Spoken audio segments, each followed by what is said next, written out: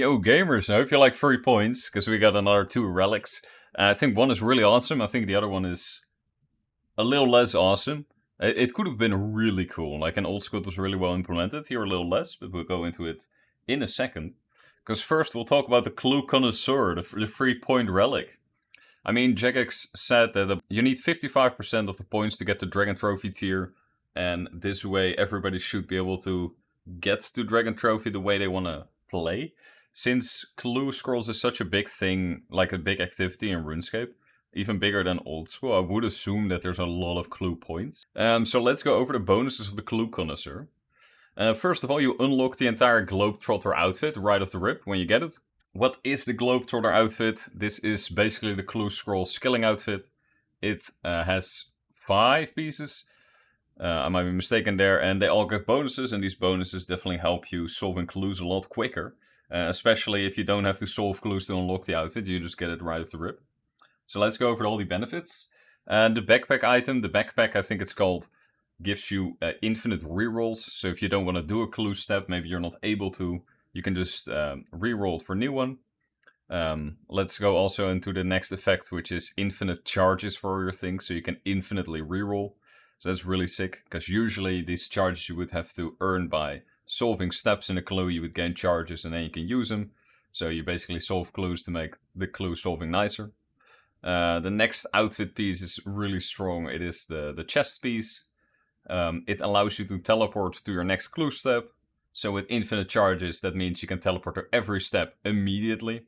This definitely makes something like the Slayer teleport relic a lot less interesting, because this is like the clue scrollers teleport relic, because it has all the great clue scroll locations, but who cares? You just, if you want a clue scroll, you take this relic and you just teleport to wherever you want to go, right? The legs allow you to automatically do an emote clue, but only if you have the outfit pieces in the hidey hole. You also have hidey holes in Old School. That's basically a place to store the outfit piece you need for an emote clue. For people that don't know what an emote clue is, it's basically a clue that says wear these 3 items, I think it's always, and do this emote in this location. And a hidey hole is a place you can build with construction where you can store these outfit pieces. And if you have the full Globetrotter outfit, you can activate your pens, and this will automatically solve that step. And Yuri will come out and you can just talk to him for the thing. You have the boots, which give you run energy when you activate them, which is kind of pointless because we have infinite run energy in this league. I don't think it's used outside the league either, but whatever. The gloves give you some teleports. These teleports are mainly relevant to clue scrolls, and it's not really in this league because you can teleport to everything. Like Grand Exchange, I guess, is a nice. Bandit Camp, maybe if you're doing like Desert Treasure. The Clock Tower, maybe if you're doing Penguins. Gutenoth. I mean, what do you actually do in like the Ogre City? Lighthouse teleport. There's nothing to do in the lighthouse except for a quest. Fort Verintry, there's a lodestone. I guess it's quicker, but still. Miscellanea might be nice. Ring of Wealth, however, teleports you there as well, but still nice. Phoenix Layer is nice for the Piscatoris area. Although, if you get a memory strand after doing any divination in the game, you can teleport there as well.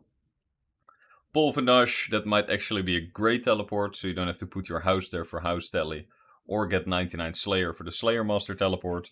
And the Taibo One Night teleport might be nice as well for maybe the Taibo One Night quest, but other than that, you probably also run out of options. But yeah, that's the outfit, so that makes you solve clues a lot faster. The next bonus is you receive an extra casket when completing clues.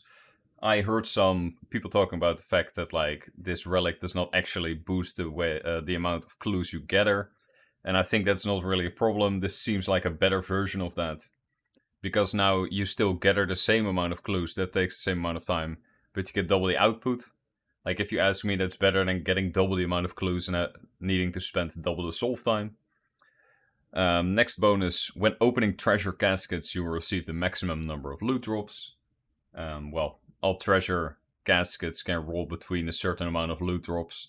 And this will make sure that you always get the max, so you get the max amount of loot you can get. I'm not sure if this is affected by drop rate. In old school, I know it is. So you get a lot of uniques. I'm not sure if that's the case here, but maybe. Who knows? And when starting a new clue, we'll have the minimum number of steps to complete. There is an item in the game called the treasure totem, which actually gives you -1 maximum and minimum step. So if that works with this relic, that means your minimum step is even 1 step lower, which I think easy clues can go to a 1 step. Not entirely sure. It's either 1 or 2 is really short. Yeah, that will definitely speed up everything.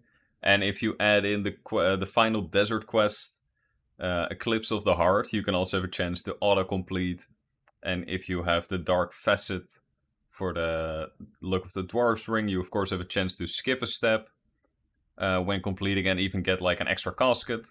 So all of these things will compound in you getting a lot of clues. And if you're lucky from a master clue, get an Orlando Smith set with a chance to get a lower casket when opening a casket.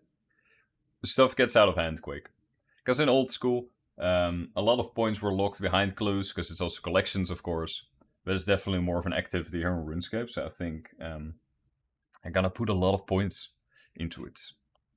And if I once again go back to the blurred image in the original video, where they kind of show blurred versions of all the images, it seems that Clue Connoisseur is going to be a tier 4 relic, together with Rejuvenated, because you can kind of see the green in the middle there, and the shape of the Clue Connoisseur is kind of on the bottom. If I really zoom in on the top, it seems kind of like it's the Banker's Note. A lot of people also thought the Production Prodigy, but like it doesn't really look like a cross. It definitely looks more like sort of a scroll kind of thingy, and in the way it's laid out, it really seems like the Banker's Note. So the last relic is called Rejuvenated. It's in a tier 4, and it allows you to pick another tier 1, 2, or 3 relic. This was also in the last old school league, and that was really interesting because the earlier choices were really good. And the choices next to this relic weren't necessarily that great. I don't remember off the top of my head. But like it was at least a viable option to pick this and then get an older relic. But I feel like this league feels sort of cookie cutter, where like there's one relic like clearly above every tier. And you will probably already pick like the excavator relic, the farming relic, clue. The teleports might be kind of up there, but like that you would only really pick one specific one. If you're gonna clue, but you already get it with this clue relic, and then you would put that up against like Banker's Note and Clue Connoisseur. I'm really doubtful anyone thinks that one of the relics they didn't pick is better than those. So yeah, I don't know. This could have been a really interesting one, but like in the grand scheme of things here, I don't think anyone would honestly pick it. But I might be wrong. I might be pleasantly surprised. For my plans, I think I'm picking the Clue Connoisseur, because that's just 3 points. I don't necessarily really like clues, but the fact that I can just get these points a lot easier, that might convince me to do that. There might give some anti-synergy with the Invention Relic, because you have to gain less fortunate components, and that one would give you the fortunate components for free. So that makes that interesting.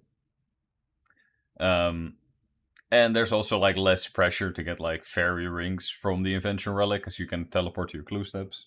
So I don't know. Clue Connoisseur seems the strongest in this tier, but I'm not entirely certain on this so far. Anyways, if this video helped you, don't forget to sub, comment, all those things, ring the bell. Come and scream at me in my Twitch channel that I missed something or something. And thanks so much for watching, and I'll see you tomorrow.